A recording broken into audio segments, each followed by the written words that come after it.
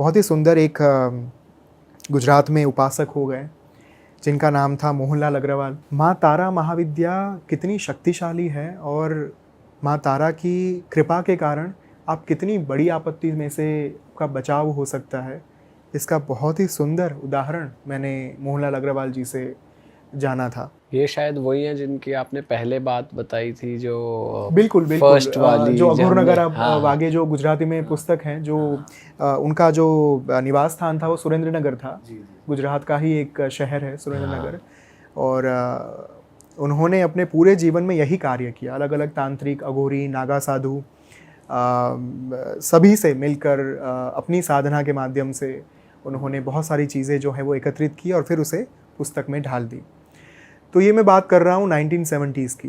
मोहनलाल अग्रवाल जो थे वो बार बार अपना जो दौरा है वो वहाँ पे माउंट आबू है, पर्वत है जहाँ पे अलग अलग देवी देवता जो हैं वो विद्यमान हैं और बहुत ही शक्तिशाली पर्वत है। जैसे गिरनार एक पर्वत है जूनागढ़ में, वैसे ही जो आबू है, माउंट आबू, वो भी बहुत ही पवित्र, बहुत ही पावन जगह है। तो छुट्टी के दौरान वो जा रहे थे, आबू रोड पर उनका निवास स्थान था और उनके एक बहुत ही परिचित तांत्रिक उपासक थे जो थे महाराज अटल गिरी जी।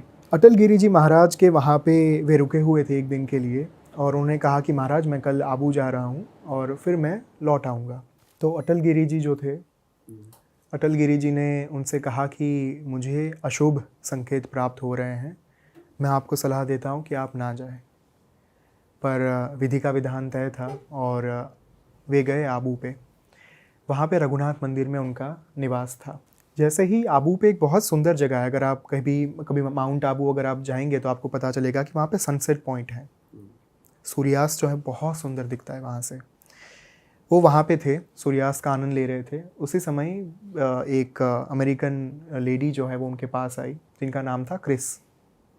तो क्रिस ने उनसे आकर कहा कि वो अपने अंकल के साथ थी, शायद मुझे अंकल का नाम याद नहीं आ रहा, विलियम या फिर कुछ नाम था उनका। क्रिस ने आकर कहा कि मैं भारत की संस्कृति के ऊपर बहुत सुदीर्घ काम कर रही हूँ, संशोधन कर रही हूँ मैं, और मैंने अभी तक स्वामी विवेकानंद के ऊपर काम कर लिया है। मेरा एनालिसिस जो है, रिसर्च जो है वो उनके ऊपर पूर्ण हो चुका है और गांधी जी के ऊपर मैंने रिसर्च कर लिया है। लेकिन अब मैं चाहती हूँ कि किसी एसोटेरिक साइंस यानी कि तंत्र विद्या के साथ जुड़े हुए व्यक्ति का जो है मैं उनके ऊपर रिसर्च करूं। तो आप क्या मुझे कोई चमत्कार दिखा सकते हैं? यहाँ पे एक बात मैं ये ऐड करना चाहूँगा कि आज की तारीख में बहुत लोग ये कहते हैं कि चमत्कार दिखाओ, अगर तंत्र विद्या है, अगर आप वाकई में इतना कर सकते हो तो ये करके बताओ, वो करके बताओ। तो वो जो लेडी थी क्रिस, उन्होंने भी कहा मोहनलाल अग्रवाल से कि मुझे चमत्कार दिखाओ, मैं वो लिखना चाहती हूँ।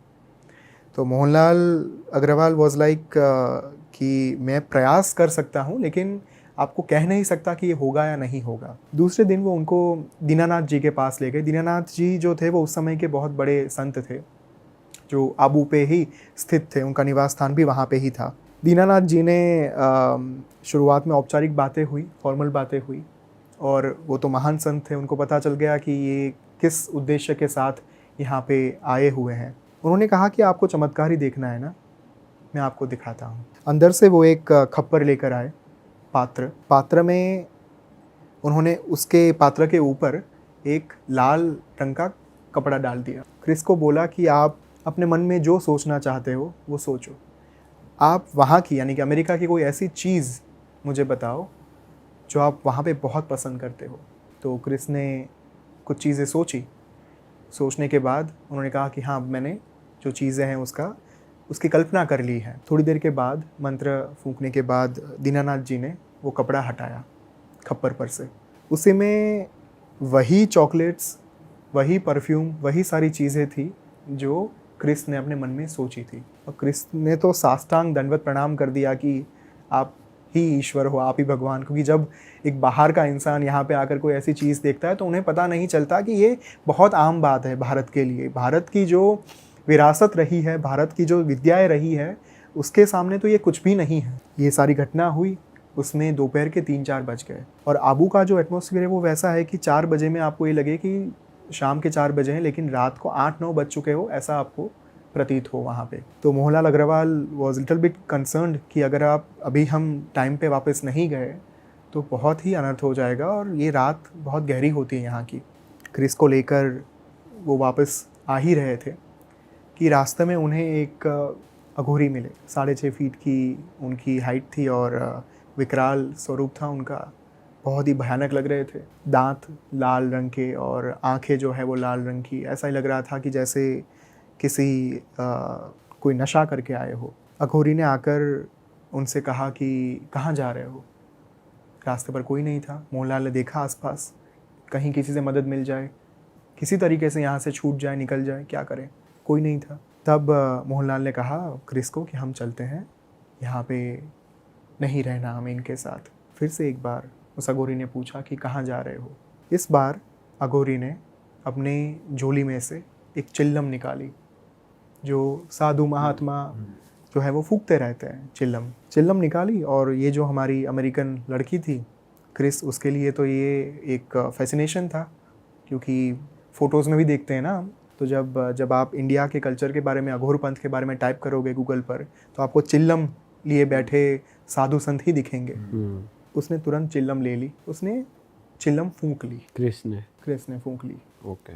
वो जो अघोरी थे, मोहनलाल अग्रवाल को यही था कि अघोरी हो नहीं सकते, कापालिक होने चाहिए। उनके दीदार पर से ये लग रहा था कि वो कापालिक ही होंगे। कापालिक क्या होते हैं भाई? कापालिक जो मैंने कहा कि जो एक्सट्रीम लेवल की वामाचार साधना करते हैं, जहाँ पे बलि विधान, नर बलि, यानी कि जो एक इंसान है उसे भी, उसकी भी बलि दी जाती है, उस टाइप की जो साधना रहती है वो कापालिक साधना होती है। तो चिल्लम पीने के बाद कापालिक ने कहा कि चलो मेरे साथ। और क्रिस को जैसे एक वो खिलौना आता है ना, चाबी देकर आप चला सकते हो उस खिलौने को, वशीकरण हो गया। बिल्कुल, वो पूरा उनके विधान के साथ जो है वो चल पड़ी।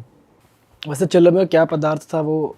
नहीं, वो कुछ देखिए, जब आप किसी पदार्थ द्रव्यों का उपयोग वशीकरण के लिए करते हैं ना, तब वो पदार्थ कुछ भी हो सकता है।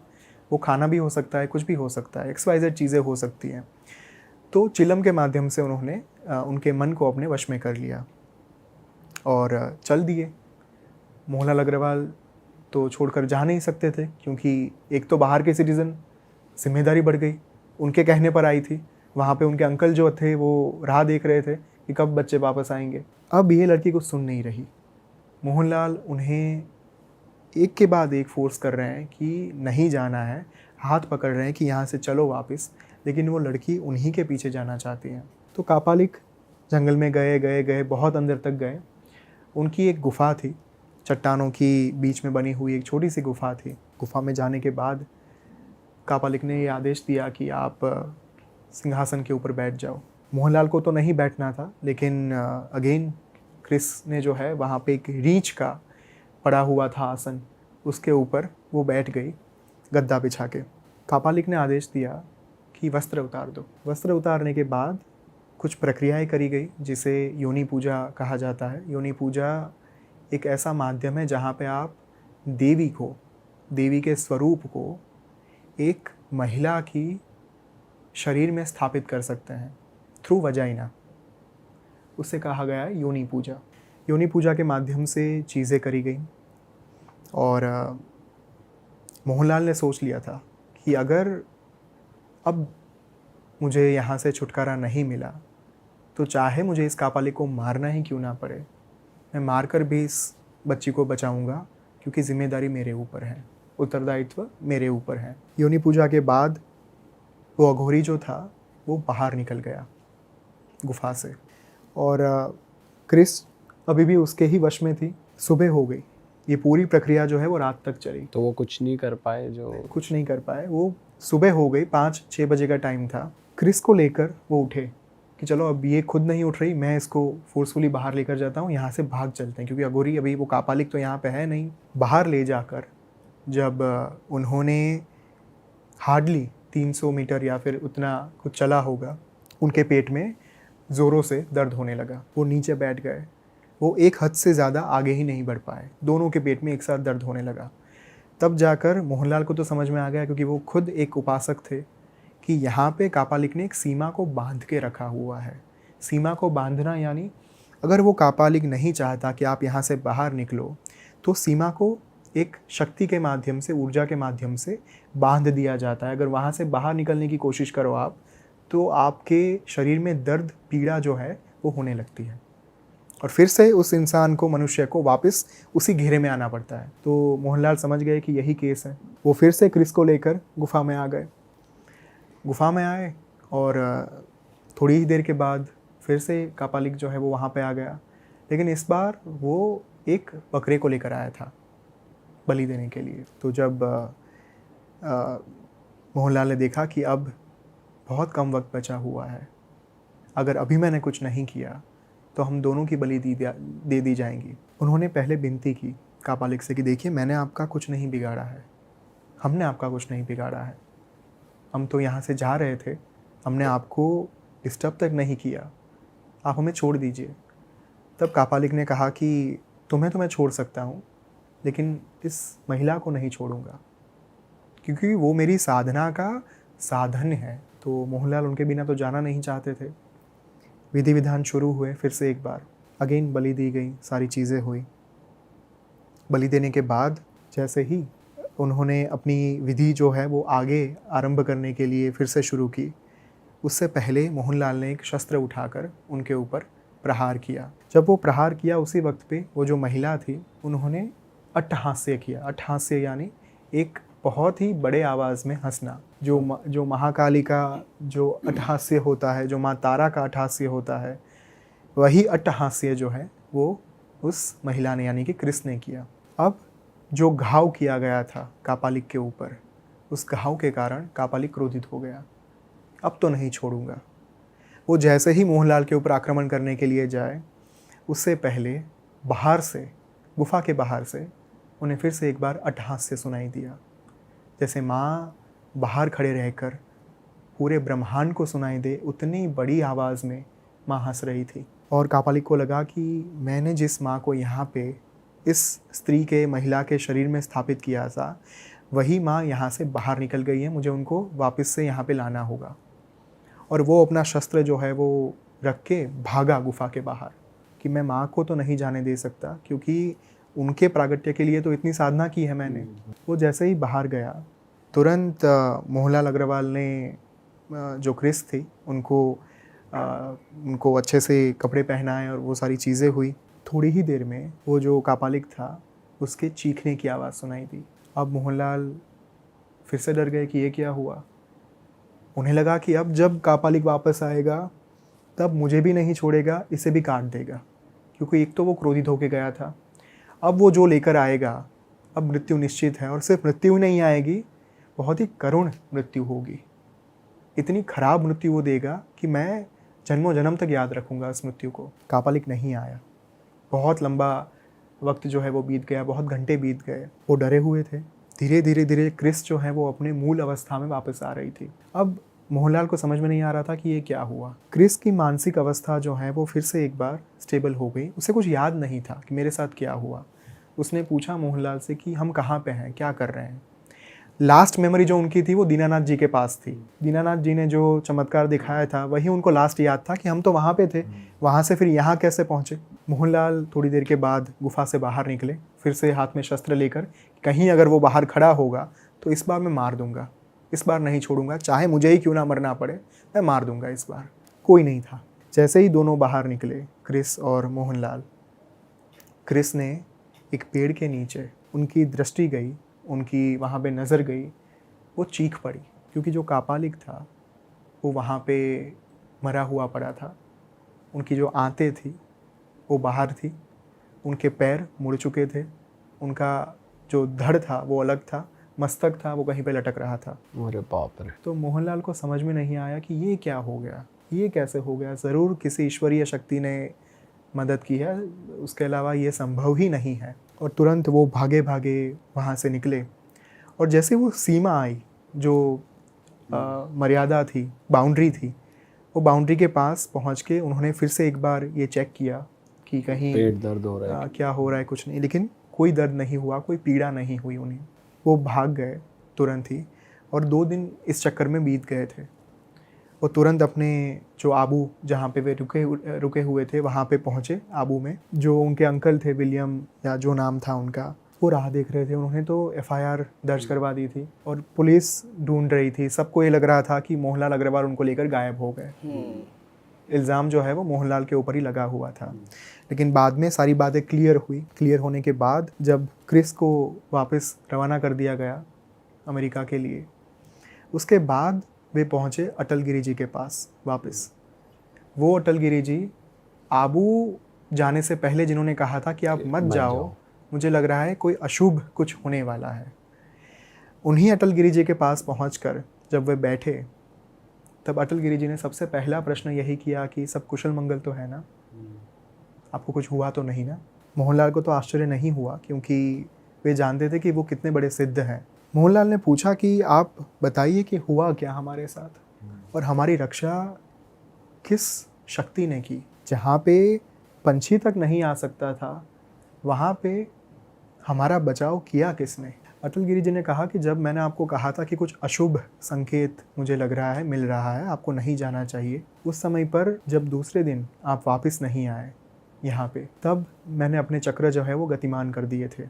अटल गिरी जी ने कहा कि मैंने अपने गुरु का संपर्क किया। उनके गुरु अनादिनाथ जी, जो गुजरात के बहुत बड़े आप कह सकते हैं कि महाविद्या उपासक थे। अनादिनाथ जी जो हैं वो अटल गिरी जी के गुरु थे। उन्होंने जाकर पूरी बात बताई कि ऐसा ऐसा हुआ है, मुझे संकेत मिला था लेकिन अब मुझे पता नहीं है कि क्या हो रहा है। और तुरंत एक यक्षिणी को भेजा गया आदेश देकर कि आप जानकर आओ कि क्या हो रहा है वहाँ पे। यक्षिणी जो है there is a positive form entity basically, वो कर्ण पिशाचिनी की तरह नहीं होती। माँ की बहुत संगीनी शक्तियाँ हैं, योगिनी, यक्षिणी, नित्या। तो उनमें से एक जो है यक्षिणी, जो हकारात्मक ऊर्जा होती, पॉजिटिव एनर्जी होती है, उनको भेजा गया कि आप पता करके आओ कि हो क्या रहा है उनके साथ। वो यक्षिणी आप तक पहुंची, यानी कि मोहनलाल के पास पहुंची थी। और जब उन्होंने देखा कि ये चीज़ें क्या हो रही है, कैसे हो रही है, यक्षिणी ने आकर सारी बात इनको बताई। तब जाकर जो अनादिनाथ जी थे, उन्होंने माँ तारा का आवाहन किया, जो महाविद्या थी, जो उनको सिद्ध थी। उन्होंने माँ तारा का उनकी साधना की थी, उनकी उपासना की थी पूरे जीवन। और जैसा कि मैंने कहा उग्र तारा के बारे में, अगर आपके जीवन में उग्र आपत्तियां हैं, उग्र आपत्ति यानी एक्सट्रीम लेवल ऑफ टर्बुलेंस, उस वक्त पर उग्र तारा आपको बचा सकती है। और अनादिनाथ जी ने उग्र तारा का आवाहन किया, उनको इन्वोक किया। इन्वोक करने के बाद उन्होंने माँ से प्रार्थना की कि हमारी 2 संतान जो हैं वो यहाँ पे फंसी हुई हैं, आप उनको बचाइए। और अनादिनाथ जी के आदेश पर, उनकी प्रार्थना पर, उनकी विनती पर माँ यहाँ पे आई। और यहाँ पे एक रहस्य का उद्घाटन हुआ। जो क्रिस, जो गुफा में उसने जो अट्टहास्य किया था, वो अट्टहास्य स्वयं माँ तारा का था। अटल गिरी जी ने कहा कि माँ ये चाहती थी कि आपको गुफा से बाहर निकालकर वो जो महिला है, वो महिला के शरीर में रहकर माँ कापालिक का वध कर देगी, लेकिन आपने हमला कर दिया कापालिक के ऊपर। अब माँ अपना काम पूर्ण नहीं कर पाई। अब माँ ने गुफा से बाहर जाकर अट्टहास्य किया, जिसके कारण कापालिक भागते हुए गुफा के बाहर गया था। वो वास्तव में माँ का हास्य था, लेकिन कापालिक को ये लगा कि उनकी जो देवी हैं वो प्रसन्न होकर बाहर हैं। तो ये पूरा भ्रम पैदा किया गया। जब कापालिक बाहर गया, माँ प्रचंड ऊर्जा की स्वामिनी है, माँ ने एक ही झटके में कापालिक को काट के उसका वध कर दिया। तो यहाँ पे जो घटना हुई, मोहनलाल ने पूछा कि हम उस सीमा रेखा से बाहर क्यों नहीं निकल पा रहे थे। तब अटल गिरी जी ने कहा कि सीमा को बांधा गया था कलवे के द्वारा। कच्चा कलवा एक टर्म होती है जहाँ पे आप एक छोटे बच्चे की आत्मा के माध्यम से उसे कुछ कार्य जो है वो सौंप सकते हैं और कुछ कार्य जो है वो करवा सकते हैं उनसे। तो कच्चा कलवा के कारण वो जो बाउंड्री थी, वहाँ से आप बाहर निकलते तो आपको वो आत्मा जो है वो पीड़ा पहुँचाती है। यहाँ पे मैं एक मूवी की बारे में बात करना चाहूँगा जो है ब्रह्मयुगम, जो बहुत ही रिसेंटली आई है और मैंने आई थिंक थोड़े दिन पहले देखी। साउथ इंडियन मूवी है। ब्रह्मयुगम में एक टर्म इस्तेमाल हुई है, चातन। चातन जो है साउथ इंडिया में उसे कहा गया है वही कलवा इन शॉर्ट, और वहाँ पे यही बात करी गई है पूरी। कि कैसे एक बच्चे की आत्मा को जागृत किया जाता है अपने कुछ कार्य को करवाने के लिए, और बहुत ही सुंदर, जैसे कांतारा मूवी थी ना, वह उतनी ही इंटेंस, उतनी ही पावरफुल ये ब्रह्मयुगम जो है वो मूवी थी। तो वहाँ पे ये बात और ज़्यादा आपको अच्छे से देखने को मिलेगी कि ये कैसे होता है, क्या काम करता है कलवा बेसिकली। तो उस कलवे को इस कारण की वजह से वहाँ पे रखा गया था। और फिर जाकर जब माँ ने सारी चीज़ें हटाई, जो माया वहाँ पे फैली हुई थी, उस माया को हटाया, उस कापालिक का वध किया। एक और प्रश्न आया मोहनलाल के दिमाग में कि ये कापालिक था कौन, हमारे पीछे ही क्यों पड़ा था, कोई भी हो सकते थे, हमें ही क्यों। तब जाकर अटल गिरी जी ने बताया कि वो कापालिक जो हैं वो मूल आसाम का था। आसाम में उसने किसी के पास से कापालिक दीक्षा ली थी, प्राप्त की थी। कापालिक दीक्षा लेने के बाद वो हिमालय चला गया था। वहाँ पे जो वास्तविक साधु संत महात्मा थे उनको वो परेशान करने लगा था। अब उस समय के दौरान उसका जो पाला पड़ा एक ऐसे सिद्ध महात्मा के साथ, जिन्होंने उसे फेंक कर पहुंचा दिया राजस्थान के रण विस्तार में। राजस्थान के रण से वो चलता चलता चलता आबू तक पहुंच आया और फिर उसने अपना निवास स्थान जो है वो आबू को ही बना दिया। उसका नाम था भैरवपुरी। ऐसा भी हो सकता है वैसे कि टेलीपोर्ट ही कर दिया, एक किसी और जगह भेज दिया। तब होता है जो हम ये मान के चलते हैं ना कि विज्ञान यहाँ तक ही है, लेकिन विज्ञान तो इस आकाशगंगा से बाहर भी नहीं निकल पाया। लेकिन इसका अर्थ ये तो नहीं कि अलग अलग आकाशगंगाएं नहीं हैं। विज्ञान नहीं पहुँच पाया, उसका अर्थ ये नहीं कि वो चीज़ है नहीं। तो हिमालय में वो चीज़ हुई जहाँ पे उनको फेंक कर राजस्थान के रण विस्तार में डाल दिया गया और वहाँ से वो भैरवपुरी जो कापालिक था वो चलता चलता आबू पहुँच गया। आबू पहुँचने के बाद उसने अपनी जो है भैरव की साधना शुरू कर दी थी। स्मशान भैरव को वो सिद्ध करना चाहता था और उसके लिए उसने ये जो पूरी घटना है, जो विधि हुई, वो विधि उसने की थी।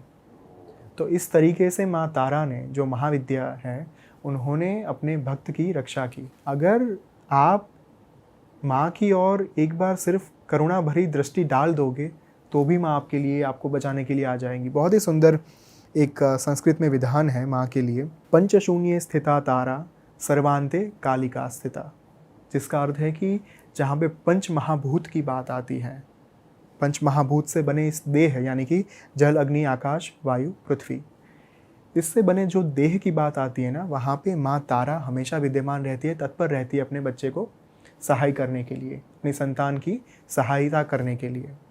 सर्वांते कालिका स्थिता, लेकिन जब सब कुछ अंत हो जाता है, सर्व का अंत हो जाता है, तब महाकाली आपके लिए वहाँ पे खड़ी होती है। तो this was the essence of the story. तो माँ काली जो हैं उनकी साधना महर्षि वशिष्ठ ने भी की थी। महर्षि वशिष्ठ जो भगवान राम के गुरु थे, लोग ये बात बहुत कम जानते हैं कि वो स्वयं एक तंत्र उपासक थे।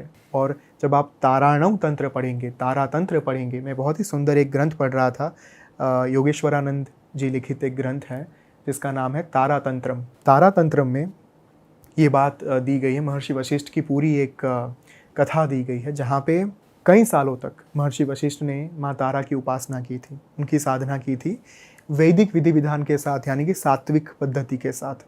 लेकिन माँ प्रसन्न नहीं हो रही थी और उन्हें क्रोध आ गया। क्रोध के कारण जब उन्होंने अपने हाथ में कमंडल लेकर जल लिया और माँ को श्राप दे दिया कि आगे से आपकी उपासना फलीभूत नहीं होगी। उसी वक्त से महाविद्या जो तारा है उनकी उपासना निष्क्रिय साबित होने लगी। जो मूल मंत्र था वो था ओम रिंग त्रिंग हुम फट। लेकिन जब महाविद्या के इस मंत्र को श्राप दे दिया गया, तब इस मंत्र ने काम करना बंद कर दिया। जब आकाश में भविष्यवाणी हुई कि ये अनर्थ हो चुका है, ये नहीं करना चाहिए था, भगवान ब्रह्मा ने आकर उनसे ये कहा कि अगर आप माँ तारा को सिद्ध करना चाहते हैं तो आपको चीनाचार पद्धति से सिद्ध करना होगा। चीनाचार यानी आप जो उस समय का चीन क्षेत्र था, तिब्बत जिसे हम कहते हैं, वहाँ पे जाकर आप भगवान बुद्ध से दीक्षा लीजिए, चीनाचार दीक्षा। यहाँ पे अगेन बहुत ही कम लोग ये बात जानते हैं कि बुद्ध सिर्फ गौतम बुद्ध ही नहीं थे। गौतम बुद्ध तो 7वें बुद्ध थे, 7th बुद्ध। अच्छा, उनसे पहले 6 बुद्ध और हो चुके थे, जिनमें से 3 ब्राह्मण थे, 3 क्षत्रिय थे। तो ये उन्हीं की लीनिएज थी, गौतम बुद्ध। बिल्कुल। और बुद्ध जो है वो एक अवस्था बेसिकली थी। तो गौतम बुद्ध एक्चुअली 7वें बुद्ध थे, लेकिन महर्षि वशिष्ठ ने जिस बुद्ध के पास से जिन्होंने दीक्षा ली, चीनाचार दीक्षा, वो बुद्ध भगवान विष्णु के अवतार थे। और ये कथा दी गई है ताराणव तंत्र में, क्योंकि अगर मैं रेफरेंस नहीं दूंगा यहाँ पे लोग फिर से पूछेंगे कि आप ये किस बेसिस पर आप बात कर रहे हो। हमारे ग्रंथों में सब कुछ दिया गया है, लेकिन हमें सिर्फ पढ़ना है वो। तो फिर उन्होंने वहाँ पे जाकर दीक्षा ली, चीनाचार दीक्षा। उन्होंने फिर से माँ की साधना शुरू की और शापोद्धार किया। शापोद्धार करने के लिए मूल मंत्र में एक एडिशन किया जाता है। जो मूल मंत्र था वो था ओम रिंग त्रिंग हुम फट। लेकिन जो दीक्षा के बाद उन्होंने जो फिर से साधना की, शापोद्धार किया, वो मंत्र था ओम रिंग स्त्रिंग हुम फट। हम ये मंत्र ऐसे बता सकते हैं पब्लिकली? बता सकते हैं, क्योंकि मैं इसी बात के ऊपर आ रहा था।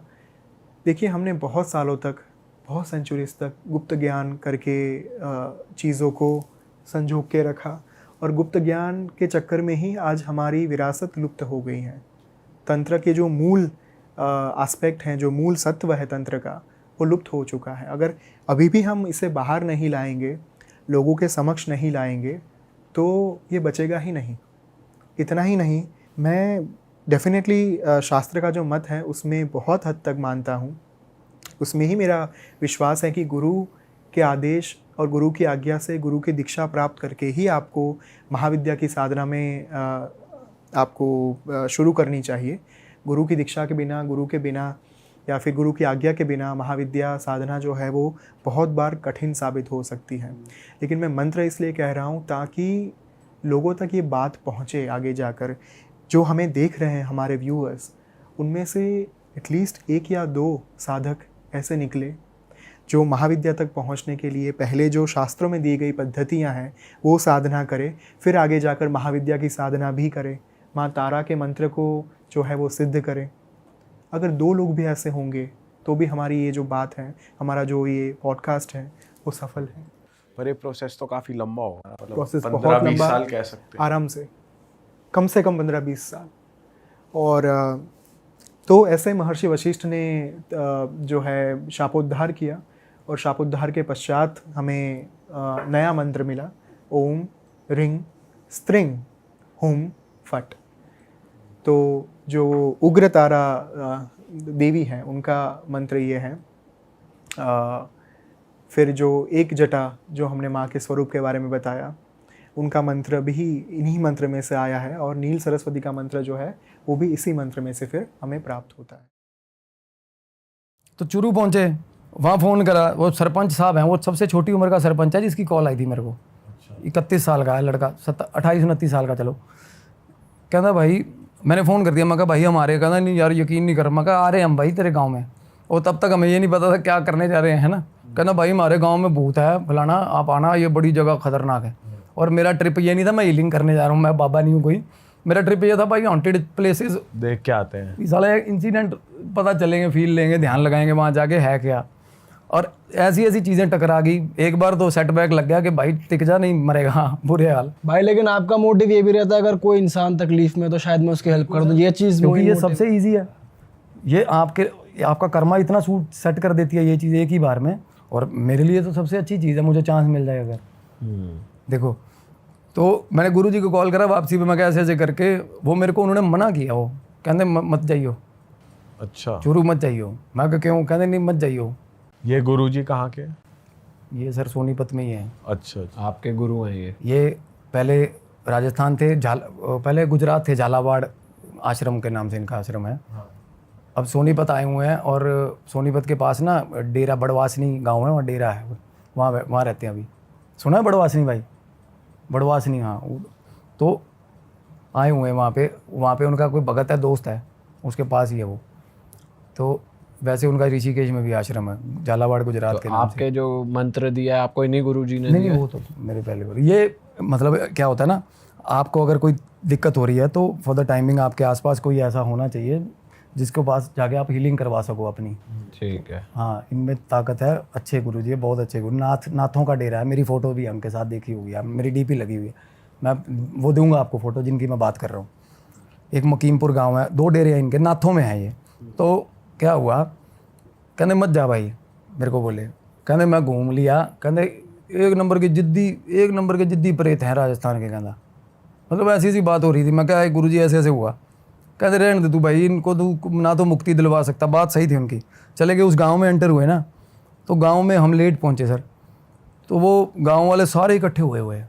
कितने बजे पहुंचे थे? 10:30 पौने 11 बजे का टाइम था। अच्छा। और 10:30 इज टू लेट। गांव में तो बहुत टू लेट। और वो आधे 4-5 बंदे हमें ऐसे देख रहे जैसे ईंट मारेंगे साले, उठना पड़ गया होगा ना। और गांव वाले ऐसे अटेंड कर रहे हैं हमें कि आ गए भाई, बकरा आ गया भाई, ये जाएगा आगे, ऐसा सिस्टम था। अच्छा। हम वहाँ घुसे तो भाई चाय चुई पिलाई, पार्ले जी वगैरह खिला खलू गए हमें। मैं उस भाई के साथ, मैं कहा भाई अब क्या बताओ। कहता भाई गांव में घर है, गांव की फिरनी पे एंट्रेंस पे। कहता वो गली में ना, कहता 6:30 पौने 7 बजे के बाद बंदा नहीं जाता। कहता मैं कहा क्या? कहता अब तो बहुत लेट आए हो, कहता अब तो बवाल मच जाएगा, कहता अब सुबह जाना। मैं कहा नहीं भाई सुबह नहीं, अब जाएंगे, अभी जाएंगे। मैं कहा चलो फिर। मैं कहा दिखाओ कहाँ है गली। चले गए, निकल गए, पैदल चले हुए हैं। मैं कहा भाई मैं गाड़ी ले आता हूँ, दूर था थोड़ा। कहता नहीं पैदल चलो। कहता मैं कहा क्यों? कहता भागना आसान रहता है। कहते 2-3 बंदे ठीक एज के बंदे बोल रहे भागना आसान रहता है। मैं भाई मैं यार बुजुर्ग आदमी हो तुम। कहते बुजुर्ग इसने सबको शक्ल दिखाती हुई है। कहते जितने बुजुर्ग हैं, जितनी औरतें हैं, ऐसी चीज़। तो क्या हुआ, घुसे ना उस घर, गली में एक ही घर, बाकी घर उजाड़ है, छोड़ गए हुए घर। और जो एक्चुअल जो घर था उसके साथ वाले प्लॉट में, बहुत खुला प्लॉट था, दीवारें 4 दीवारी हुई है, उस पर ना उपले लगे हुए हैं बहुत सारे। वो कहता बंदा चलते चलते बात कर रहा है, कहता ये उपले जितने लगे हुए ना, कहता ये 4-4:30 बजे औरतें गाँव की उतार के ले जाती हैं। ठीक है, सुबह लगा दिए, 2-3 घंटे धूप पड़ी है। कहता वैसे इस गली में कोई घुसता नहीं 6-6:15 बजे के बाद। मैं कहा कोई नहीं यार। घर के बाद पहुँचे, बहुत ऊंचा गेट, और गेट भी पूरा लकड़ी का बड़ा गेट, जो आजकल बनवाओ तो बहुत महंगा बने, शेर बने होते ना बाहर, लोहे के शेर लगे होते, वैसा गेट। गांव वाले पीछे से कहते ठीक है फिर निकलो आप जाओ। फिर सारे ही मुड़ गए, साथ नहीं जा रहे। सारे ही मुड़ गए, दलेर सारे। आप कितने थे? हम 2 बंदे। वो भी बंदा जो हम जिसने फोन करके बुलाया वो भी नहीं जा रहा आगे। मुड़ गया, ठीक है। आपके साथ वाला आपके साथ? हाँ वो तो साथ है। देखो उनको तो पता गांव वालों को क्या चीज़ है। अब अगेन मैं भी इग्नोरेंट हो गया, मेरे को भी नहीं पता। इग्नोरेंट ठीक होता है, इग्नोरेंट डरता नहीं, चल देखते हैं क्या हुआ। गांव वालों ने देखी हुई है चीज़, वो उनकी फट के सुहा हो रही है, मैं पकड़ के ला रहा हूँ। मैं कहा एक आधा तो आ जाओ यार। कहता बस वो उधर है घर। कहता अच्छा। है ना भैया। वो लड़का भी धीरे धीरे आया, फ्लैश लाइट जलाई हुई थी, और वापस मुड़ गया, वहाँ से वापस हो लिया। हमने देखा भाई ये भी गया, गालियाँ दी मैंने। मगा मैं ठीक है यार, ये तो मरवाने वाला काम है। बाहर पहुँचे उस घर के बाहर खड़े हैं। कैसा था थोड़ा एक्सप्लेन करो। बता रहा हूँ, गेट था और टूटा हुआ घर था, बिल्कुल दीवारें खराब जर्जर, और गेट सही है, बिल्कुल शानदार गेट। मैं सोच रहा हूँ मैं यार गेट बहुत सही है, साला गेट उतार लो। मैं गेट घर बनाएंगे ना, गेट लगाएंगे। वो ऊपर बंदा बता रहा था, कहना इस घर के झाड़ू का एक तीला लेके दिखा दो। कहता एक तीला इस घर के झाड़ू का। वो बंदे बात कर रहे थे और अंदर चले गए। खैर हमें थोड़ा बहुत आइडिया था कि वहाँ हुआ क्या, बट अंदर जाके आइडिया अपने आप हो गया। गेट खुला हुआ है और खुला ही रहता, कोई घुसा भी नहीं आज तक वहाँ। तो ऐसे होड़ी लगी होती है ना जो कुंडी वाली। गांव वाला बता रहा है, थोड़ी थोड़ी माइंड में स्टोरी चल रही है। कहता 2 परिवार थे, 6 एक में 7 लोग हैं, एक में 5 लोग हैं। बुआ ने लड़वा दिए सगी बहन ने ज़मीन के चक्कर में, आमने सामने गोलियाँ चल गई, सब मर गए बहन जो सब। अरे हाँ, और उस घर में 13 एंटिटीज़। अरे तेरी 13 एंटिटीज़ उस घर के अंदर। और हर बंदे ने, गांव के हर बंदा इत्तेफाक रखता है इस चीज़ से। इसके भी प्रूफ दे के जाऊँगा। हर बंदा, जिससे मर्जी पूछ लो, हर बंदे ने सारे मेंबर्स को देखा हुआ है एक बार। सारे मेंबर्स? कोई ना कोई दिखता है उनको, कभी वहीं भटकते हुए। अरे सर छत पे बच्चे खेल रहे दिखते उनको। 3 बच्चे थे घर में। वो बोल रहे भाई बच्चों के नाम, और इतने टाइम पर बच्चे भी मार दिए, सब मर गए थे। उस घर के अंदर घुसे। अब ऐसी जगहों पे ना सर सैडनेस होती है बड़ी गंदी, वही डिप्रेशन वाली गंदी सैडनेस। डर से ज़्यादा ना इसमें ऐसा होता है कि बंदा साला हार्ट अटैक ही ना आ जाए, दुख से ही ना मर जाऊँ साला। अंदर घुसे। अब अंदर घुसते ही ना 2 कमरे थे, एक इस साइड एक इस साइड, गेट के पार कॉरिडोर बना हुआ। और वो गेट प्रॉपरली बिल्ड है, वो गेट के साथ दीवारें एसोसिएटेड है ना सारी घर की। और 2 कमरे आगे, और फिर आंगन, और फिर पीछे 2 कमरे। ऐसा घर था, पुराने टाइम का रॉयल घर होता है जैसे। अंदर गए ना, अब हम गैप में खड़े हैं, ये गेट क्रॉस कर लिए और ये दोनों कमरों के पहले खड़े हैं। और मुझे ऐसा लग रहा है कमरे के अंदर कोई है बेंच उस घर के अंदर। हाँ, और मैं बाहर आ गया था, मैं बाहर आ गया गेट पार करके, गेट फांद के। मैं दोस्त अंदर खड़ा कहता आ जाना है, मैं कहा तू बाहर आ भाई, 1 मिनट बाहर आ, थोड़ा प्रिपेयर होने दे, कोई ना कोई दिक्कत है साला। महसूस हो गया आपको बिल्कुल कोई महसूस है हो गया, कमरे में? बिल्कुल महसूस हो गया जी। दोनों में या एक में ही? नहीं, इस लेफ्ट वाले कमरे में अच्छा, ऐसा लगा कोई है, जैसे बुजुर्ग आदमी ऐसे खांसी खंगूरे की आवाज़ आती ना, इस टाइप का हुआ। तो घर से बाहर आ गए सर, बाहर गली में खड़े हम, मैं घर को देख रहा हूँ, इधर उधर ऊपर सारा सिस्टम देख रहा हूँ, एनालाइज कर रहा हूँ, मैं को कहीं समय किए ना हो इस टाइम घुसे हुए। तो थोड़ी देर बाद क्या हुआ जी, थोड़ी देर का 2 मिनट बाद छत पे आया कोई घर की, ऐसे नहीं जैसे कोई गली में बातें कर रहे हैं और कोई बुजुर्ग देखने आ रहा है भाई कौन है साले गली में, मेरे घर के बाहर वो कर ले, ऐसे कोई चीज़ आई और वापस चली गई सुन के हमारी बातें। मतलब क्लियर इंसान दिखा है, शैडो अंधेरे में जैसे जिस तरह एग्जिस्टेंस नहीं दिखती किसी की, उस शेप type। दिख रही है इंसान हाँ, कोई आया और ऐसे 1 सेकंड खड़ा, उसने बातें सुनी अभी पता नहीं कौन से साले, और वापस चले गए अंदर। वो भाई बोला आ जा, जाऊँगे मैं, ओके हो जाएगा, पाठ कराएंगे ये वो, चल भाई 1 से 11 ही होते, सही सहारा हो जाता, नहीं अकेला आदमी भाग जाता साला। अंदर चले गए सर, फिर अगेन अंदर घुसे ना, फिर उस कमरे में कुछ ना कुछ खड़का सा हुआ। हम कमरे से आगे मतलब होता ना भाग के निकल यार यहाँ से गलत है साला कुछ, मैं वहाँ से ऐसे खिसक के निकल गया, मैंने और देख लिया अंदर की तरफ। हाँ, अंदर आंगन में होली है, पर ये देख लिया कि इस साइड वाले कमरे में ना खेती का सामान पड़ा हुआ है सारा, पुराना, बहुत पुराना, खेती के जो होते हैं ना औजार, वो पड़े हुए हैं। ये कमरे में दीवान पड़ा हुआ है, इस कमरे में किसी जैसे बुजुर्ग का दीवान होता है। अंदर चले गए, अब आंगन में जाके खड़े हुए, आंगन में खड़े होते ही मेरे को ऐसे जय हनुमान ज्ञान गुण सागर भाई तक, आंगन के अंदर खड़े होते ही ना दिक्कत बढ़ गई, प्रॉब्लम हो गई ऐसी। थोड़ी देर बाद आवाज़ आई, मतलब हम खड़े थे वहीं पे, अब मेरे को अकेले आए या अकेले रियलाइजेशन हो तो माने, आवाज़ भी ना कई बार क्या आवाज़ नहीं आएगी आपको, अगर आप साइकिक मीडियम हो ना आपको चीज़ दिखेगी, क्योंकि ये मतलब फ्लैशेस हो जाते हैं, पर साउंड्स नहीं होती इन चीज़ की कि आपको आवाज़ आए। मेरे दोस्त को और मेरे को दोनों को आवाज़ आई है, दोस्त को भी आ गई? बिल्कुल सर, बिल्कुल दोनों को आवाज़ आई है। और क्या? किसी लेडी की आवाज़ थी, किसी लेडी की आवाज़ थी, और वो सबसे गंदी चीज़ वही थी उस घर में, सबसे गंदी चीज़ वही बुआ थी जिसने लड़ाई करवाई थी, अरे तेरी, वही बुआ। और ना रसोई बनी हुई है आंगन के अंदर, और ओपन रसोई होती है जैसे टूटी दीवार रसोई की, और दीवार के पीछे से आवाज़ आ रही है हमें ऐसे आवाज़ें आ रही है। अच्छा जी। हाँ, अरे तेरी, हमारी फटके सिराने आ गई बहन जो, मैं कहा यार किसी की फट जाए ऐसे सीन में तो यार। कहाँ फंस गए यार। और बाहर जाने से भाई डबल फट रही है कि वो कमरा पार करना पड़ेगा, पता नहीं क्या कमरे में क्या दिक्कत है साली, जो अंदर एंटर होते जो कमरा था, मेरे को ये था कमरे में से तो ड्रैगन निकलेगा साला, कुछ पता नहीं क्या ही होगा, मतलब इतना। और वो ये ना उस टाइम पे बहुत जल्दी जल्दी हो रही होती चीज़ें, मैं आपको सुना एलेबोरेटली रहा हूँ ना, पर रियलिटी में हाँ ऐसे हो रहा होता है, एकदम ये होगा ये होगा ये होगा। तो ये आंटी की आवाज़ से फ्री हुए हम, थोड़ा सामने ना कमरे में, जो 2 कमरे सामने थे, इधर इस वाले कमरे में ना सर 3 जोड़े आँखों के, 2-2 आँखों के 3 जोड़े चमक रहे हैं, 3 अंधेरे के अंदर, घुप अंधेरे के अंदर, बिल्कुल जैसे डायमंड चमकते हैं, बिल्कुल ऐसे सीध में 3 जोड़े। और ये भी नहीं कि भाई आप कोई ये देखो कि दीवार में छेद हुए हैं, वो छेद हुए होंगे तो एक अलाइंड होंगे ना, वो हिल रहे हैं वो हिल रहे हैं ऐसे बेंचो, और एक छोटी हाइट का एक ठीक हाइट का। और वो हम आगे उधर निकले ना, मैं साथ हनुमान चालीसा, उस लड़के ने हमें बताया था जाने से पहले, कहता बच्चे थे ना जो बच्चे भागते भागते, कहता संदूकों के पीछे, कहता 3 बच्चे थे, बच्चों की लाशें थी, कहता जब मरे ना निकाली थी। वो साथ वाले कमरे की बता रहा था हमें, वो कमरा तब प्रैक्टिकली हमें नज़र आ रहा था। कहता पीछे 2 कमरे ने, एक कमरे में जो पेटी नहीं धरी होती कपड़े धरने की, स्टील वाली संदूक बोलते, उसके पीछे 3 लाशें बच्चों की थी, और उस कमरे के अंदर से बच्चों की आवाज़ें आई। आप इतना ज़्यादा कभी नहीं होता किसी जगह पे, आप बताओ भानगढ़ क्या ही होगा यार, 3 अलग अलग चीज़ों की आवाज़ें आ रही हैं, 3 अलग अलग चीज़ों की। मैं कह रहा हूँ दुनिया ना करे यकीन, मेरे को मसला नहीं है, मैंने फील करी है वो चीज़ें। किसी कोई कहता होगा ना ऐसा, मैं वहाँ लेके चलता हूँ, पैरानॉर्मल इन्वेस्टिगेटर होता है ना कोई इंडिया का, कहता होगा मैं उसको भी लेके चलता हूँ उस जगह पे, और वो क्लेम कर देगा कि भाई इससे खतरनाक जगह नहीं है कोई।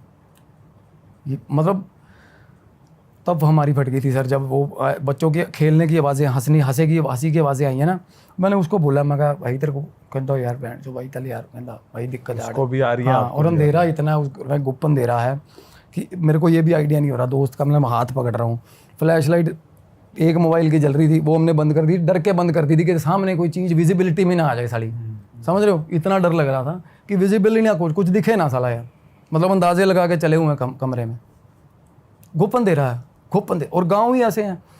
फिर भाई मैं कहा निकल यार, निकल, चल निकल। हम ना उस कमरे के बाहर खड़े थे सर, तब पेड़ था, पेड़ के पीछे खड़े थे हम ना, धीरे से शातिरों की तरह ना अपना निकलते हैं। जैसे ही निकलने लगे ना, आई स्वेयर टू गॉड उस कमरे के अंदर से चीज़ बाहर आई, वो गेट के पीछे जो कमरा था, अच्छा, लेफ्ट वाला, जिससे आप शुरुआत से डर रहे थे, खेती के सामान वाला। बिल्कुल ना, उसके सामने वाला कमरा। अच्छा, 6.5 पौने 7 फुट की चीज़ थी इधर, और और 7 फुट का आदमी, पुराने वैसे ही इतने लंबे ऊंचे होते थे बट साहब। अंधेरे में आपको फील कैसे हो बिल्कुल रहा है? सामने गेट के पास तो लाइट थी ना, ये गेट, मैं अंदर आंगन की बात कर रहा हूँ सर, हम वापिस भाग रहे हैं ना बाहर गली की तरफ। बाहर गली में स्ट्रीट लाइट्स थी? नहीं, स्ट्रीट लाइट तो नुक्कर काफ़ी दूर भी था, इतना था कि पता चल रहा है यार सामने कोई बंदा खड़ा है। ओके। और इतनी डरावनी चीज़ ऐसे खड़ी हो, जैसे ऐसे करके ऐसे सामने, और इसका हमें पता नहीं था। फेस वेस दिख रहा था? नहीं, फेस नहीं दिख रहा था, धोती ऐसा पता चल रहा था, धोती जैसा ड्रेसअप है, अच्छा, और ऊंचा लंबा भाई, शानदार शानदार। और जैसे ही वो दिखना शुरू हुआ ना सर, वो बुआ की आवाज़ें, वो बुआ जो ही वो उसकी आवाज़ें आने लगी हमें। Oh shit. और फंसा लिया मैं, जो भाई ये क्या कांड हो गया मैंने। मतलब उसने आपकी एंट्री ब्लॉक कर, एक तरीके से एग्जिट ब्लॉक कर दी। फाड़ की इतनी, अब देखो किसी और की नज़र से देखो कुछ भी नहीं होगा वहाँ, वो निकल जाए। अब अंदर से दिमाग में डरा ही इतना दिया उन्होंने, इतना डरा दिया कि भाई जाके दिखा बाहर। अच्छा। तो मैं आसपास की दीवारें देख रहा हूँ, मैं बहन चो दीवारें फांद के छलांग मारेंगे प्लाट में यार, कहीं और निकलेंगे। और साथ में जो प्लाट था ना, जिसकी मैं बता रहा हूँ, उपले की क्यों बता रहा था, उस दीवार तक चढ़ गए थे हम उसकी प्लाट की। अच्छा, हाँ, कि यहाँ से निकलेंगे भाई। वो भाई देखा ना, जब दीवार निकले नीचे सारा झील बनी पड़ी है उस प्लाट के अंदर बहन चो। एक साइड पे तो जैसे उपले औरतें लगाती है ना, एक साइड पे पैड़ी बनी, मतलब एक पाथ बना हुआ है, इस साइड पे छप्पड़, सारा पानी, हरा पानी मैंने बेइंतहा। उस कमरे के जो दीवार, उस घर को जो दीवार भी लग रही है ना, वो बेजान नाले का पानी, गंदा पानी, गंदा दलदल वाला पानी। ये भी पानी भी होता ना, तो हम क्या, चलो मैं भी गाँव का हूँ यार, निकल जाते हैं पानी में, क्या ही है। पर उसको पानी को देख के छलांग मारने का मतलब हौसला नहीं हो रहा भाई, ऐसा अंदर गंदी स्मेल आई एकदम से। फिर जब अंदर आए वो चीज़ नहीं थी, मतलब आंगन में छलांग लगाई ना तब नहीं थी, जब देखा ना नहीं है तो भाग के निकले, एक दूसरे का भी ध्यान नहीं, भाई तू मर मैं मर, कोई मसला नहीं। और जब निकले हैं जब वहाँ से, तो वो गेट था ना जो जिस पे बता रहा हूँ शेर बने हुए थे, गेट के अंदर की तरफ ऐसे 2 कुंडियाँ निकली हुई थी लोहे की, वो मेरे लगी है यहाँ पे कुंडी एकदम से, मतलब हड़बड़ी में होता नहीं बाहर निकल जाऊँ जल्दी यार गेट से, तो इस चक्कर में भाई सीधा जाके गेट में ही बजाऊँ मैं ठा एकदम, मतलब बिल्कुल पागलों की तरह जाके सिर मारा हमने गेट में कि भाई बाहर निकलवा दो यार, हमें जान निकल जाती बच्चों की, जैसे बच्चे नहीं करते जैसे। और घर से बाहर निकलते ही भाई गांव वालों को वो गालियाँ दी है, वो गालियाँ मैं कहा, मतलब कोई आइडिया, कहते वो मैंने उनको बताया ना, मैं कहा ऐसे ऐसे करके, कहते वो बाबा देख लिया, वो नाम लेके बोले ना, कहते देख लिया इसने फिर सरपंच। वो एंटिटी बहुत लोगों को दिखती है सर वहाँ उस गांव में, वही बुजुर्ग साला 6.5 फुट का, बहुत लोगों को दिखता वो। कहता भाई गांव की बहू थी एक, गांव की लड़की नहीं बहू थी, कहता वो ना उसको जो टेम्पू होते हैं ना, जो भूंड मतलब आगे से ट्रायंगल टेम्पू नहीं आते पीले, कहता वो वहीं उतार गया एक दिन नुक्कर पे उसको, और 8:30 बजे की बात है। कहता अब तो फिर बहुत टाइम हो गया ना, 8:30 बजे कहता वहीं नुक्कर पे उतार गया उसको। कहता वो कहीं गली में से निकल गई कि चल यहीं से हो जाती हूँ, घर पास है। कहता सामने खड़ा था, कहता यही, कहता तब क्या हुआ, सीधा भागी है, भागते भागते नाली में गिरी है, और नाली गहरी थी वो। कहता वो हमारे घरों में थी, हमारी रिश्तेदार थी आंटी जिसकी बात कर रहा। कहता भाई वो चीख चिहाड़, कहता कोई बचाने नहीं जा रहा उसको नाली में से निकालने साहब, मतलब इतना खौफ है उस गली के अंदर, वो पर्टिकुलर गली के अंदर। और वो औरत खुद बेचारी मतलब 1.5-2 साल बिल्कुल पागल रही है, बिल्कुल पागल, पीछे आता है पीछे आ रहा है, वो आ गया, ये हाल बहन। नाली के अंदर डूबी, खुद अब निकली है, बाहर आई है, सारा कुछ अपने आप को संभाला है। और गांव के दूसरे तीसरे दिन के अंदर चौक पे इसी घर, मतलब एग्जैक्ट वो नुक्कर वाला घर था, कॉर्नर वाला, उसी चौक में ना कहता टूरिस्ट तो कितने ही हैं, सालासर जाने वाले, मेहंदीपुर जाने वाले कितने ही हैं, कहता जिनके यहाँ पे रोज़ एक्सीडेंट होते हैं यार। और जिसको मर्जी खड़ा करके पूछ लो वो बोलेगा बाबा था एक बहन जो 6.5 फुट का। और आई स्वेयर ये मेरे को बाद में पता चली ये चीज़, अदरवाइज मैं मैनिफेस्ट भी करता बंदा अपनी तरफ से। ये बाद में मतलब फिर मैंने रिसर्च भी करी इस चीज़ पे, पूछा भी, कहते है बहन जो यहाँ, कहते और वो बंदा ऐसा था जिसने बंदूक निकाली थी और वो सबसे अक्खड़ एंटिटी है बहन जो, उसने काम शुरू करा था गोलियाँ चलाने वाला बंदे ने। और वो बुआ वो मस्करी जिसने लड़ाई करवाई थी वो भी दिखती है लोगों को बहन, वो तो बहुत मस्करी है जो ऐसा आवाज भी उसने निकाल रही सारा है। उसने कलेश करा दिए थे सारे मोटे तगड़े। बताओ, हंस रही है और आज लोग भी। अपने एंड पे ना आज चुरू, भी। अब देखो लोग ही करते हैं ना, लोग देखो लोग क्या करते हैं ना, लग जाते हैं। अब जो पिछली पायल वाली स्टोरी सुनाई है, मैं आपको पता पायल वाली लड़की को अप्रोच कर रहे साले, हाँ, उनका मैसेज भी आया था हमें। देखो यार क्या लोग ना लग जाएंगे अपनी रिसर्च करने और पता लग जाएगा उनको कि चीज़ क्या थी। मैसेज आया था उनका शायद किसी पे। अरे उनको कह रहे रियल हिट की टीम से हैं हम। अच्छा, हाँ देख यार, और ठीक ठाक 1.5 लाख फॉलोवर बंदे के जिसने अप्रोच किया उस लड़की को। किस लिए अप्रोच करा? मैंने निकलवा लिया था उसका डिटेल, कौन है वो बंदा, मैं नहीं, बताऊँ। अप्रोच किया किस लिए कि मैं ठीक कर देता हूँ? कहना संयम ने तो बता दी स्टोरी, अब आप बताओ। वैलिडेशन ले रहा था उससे। अच्छा, अच्छा, मैं उसको 450 रुपये दे के तैयार किया मैंने उसको। यार तू मेरे से पूछ यार, तुम तो लड़की को अप्रोच करने का मतलब ही नहीं है यार। उसको बहुत बंदों ने तंग किया, चैट पे नाम लीक हो गया था क्या बिल्कुल, उनका? और पता चल गया था कौन है वो बंदा, मैं बताऊंगा आपको। अपनी लाइन का ही बंदा साला, अच्छा, इनसिक्योर है और कुछ नहीं है। तो क्या हुआ, जब हम वहाँ से निकले ना तो उस गांव में मैं रुका भी नहीं, क्योंकि मेरे को कुछ दिक्कत हो गई थी ना, तब मेरे को प्रॉब्लम होने लगी थी। मेरे दोस्त ने गाड़ी चलाई उसके बाद, क्या होने लग गया था? मेरे को नॉशियस, बंदा नॉशियस होता है सर, दिक्कत हो ना कोई, मतलब अगर कोई पार्शियल पोजेशन होता है ना, जब आपके आसपास एंटिटी आपके जोन में घूम रही हैं, कोई साइकिक मीडियम है ना, उसको उल्टी आएगी। और उल्टी आएगी ना, जब निकलेगा कुछ अजीब अजीब ही अंदर से, अजीब अजीब, मतलब उल्टी आएगी ऐसे सब्सटेंस की जैसे कुछ टॉक्सिन खा लिया होता है, किसी केमिकल खा लिया होता है, उस तरीके का। और मेरा क्या है ना, मेरी टेंडेंसी ठीक है, मैं उल्टी आ भी रही हूँ ना, मैं रोक लेता हूँ साला, मेरे को ना मतलब मैं जल्दी कहीं नोशियस नहीं होता। और मैं ना तब मैंने एक गोली ले ली, रेबिसेक DSR की गोली ले ली, पड़ी थी मेरे पास, आराम नहीं आया। फिर मैंने खुद जाके मैं शॉट भी ले लिया मैंने, मतलब जो हॉस्पिटल में। हाँ जाके शॉट भी लिया वहाँ पे MSET का, फिर भी आराम नहीं आया। क्योंकि पहले सबसे पहली सोच ये आती है कि भाई शायद स्किप कर दिया, दोपहर का लंच गैस बन गई है, गैस नहीं थी। फिर मेरे को पता हो गया, मैं कहा यार ये दिक्कतें है थोड़ी देर बाद। सर अम्मा वापिस आ रहे थे ना, उसके बाद अगेन वो जिप्सी वाला कांड हुआ मेरे साथ। ओह माय गॉड, राजस्थान मतलब ऑलमोस्ट ख़त्म होने वाला था। रास्ते में चाय की दुकान पे रुक गए हम, चाय पी ली। चाय पी के ना वो बंदा आया बिल लेके, वो चाय पी के साथ में सामान ले लिया खाने पीने का। मेरा वॉलेट रह गया गाड़ी में, मैं वॉलेट लेने चला गया। अब दोस्त अंदर बैठा ढाबे पे, और वो ढाबा ऐसा साला जैसे मतलब चांद पे ढाबा होता है, एक ही ढाबा, आसपास कुछ भी नहीं, जंगल।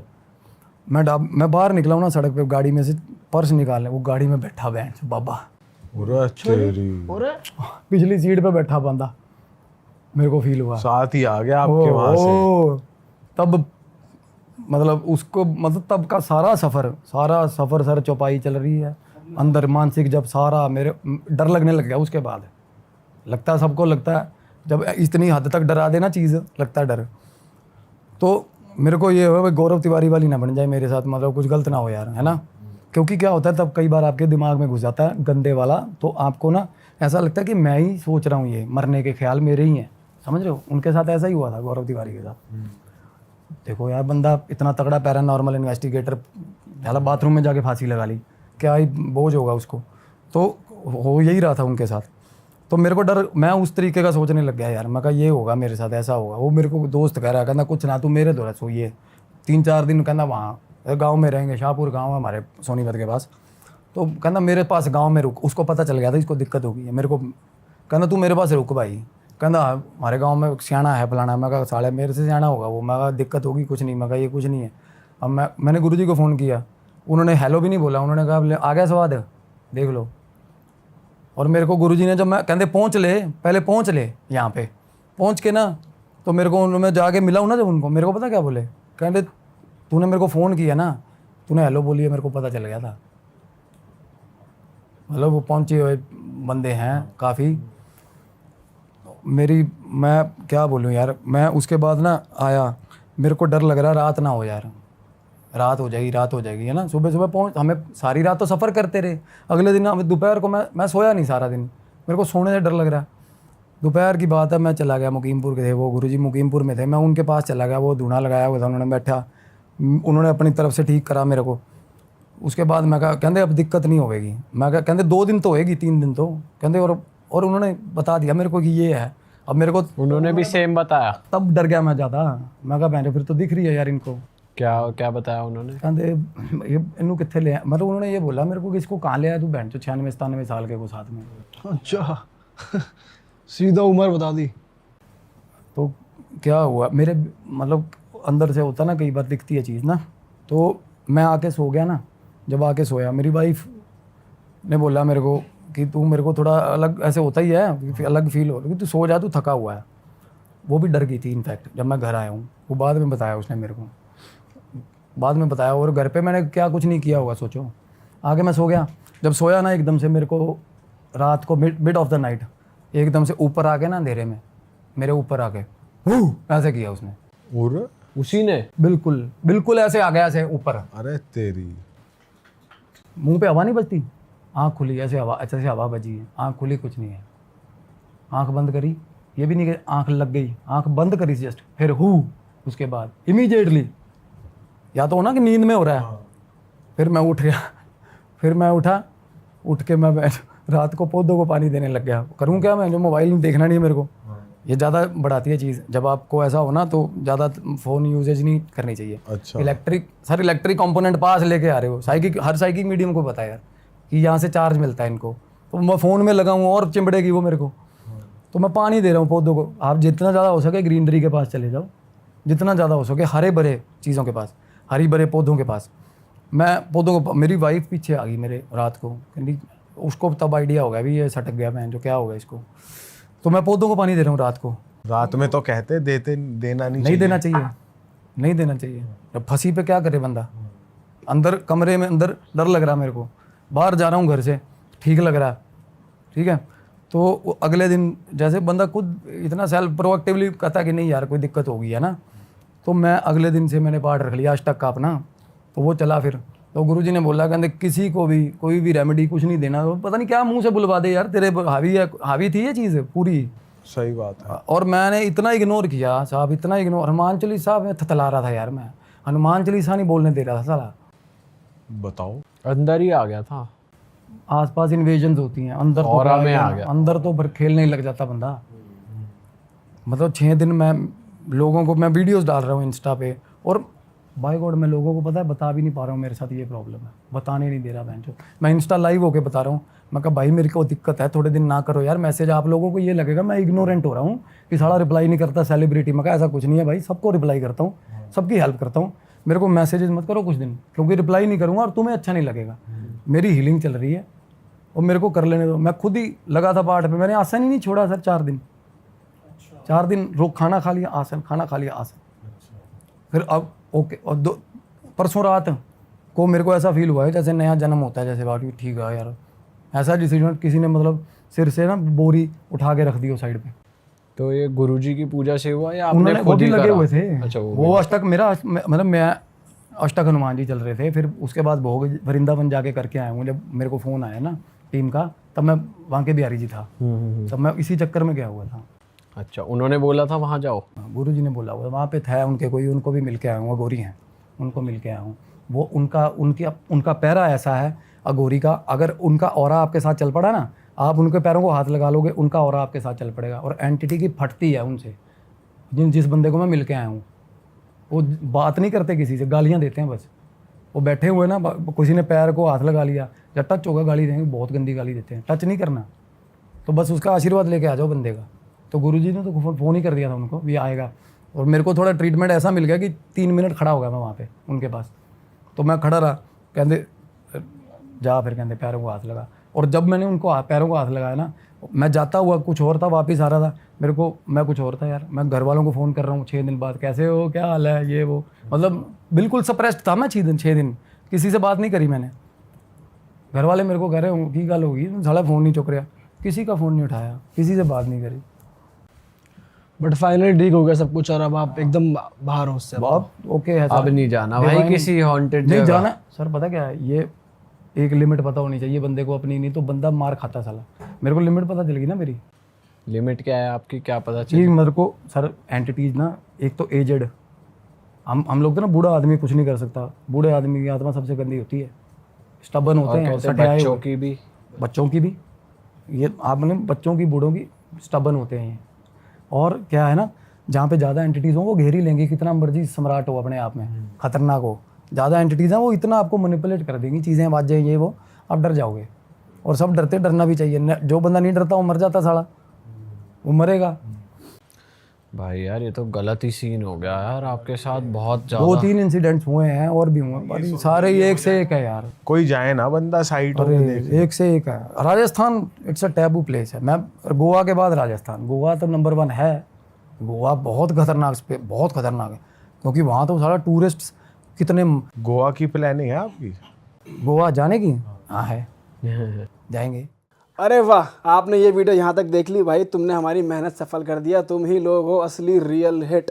और अगर आपको बहुत मज़ा आ रहा है ऐसी क्लिप्स में, ऐसी वीडियोस में, तो फटाफट जाइए प्लेलिस्ट पे बिंज वॉच कीजिए और सारी वीडियोस देख डालो और मौज काटो। That is it. हम मिलेंगे नए पॉडकास्ट में, नए क्लिप में। Till then bye bye, see you, take care, do subscribe.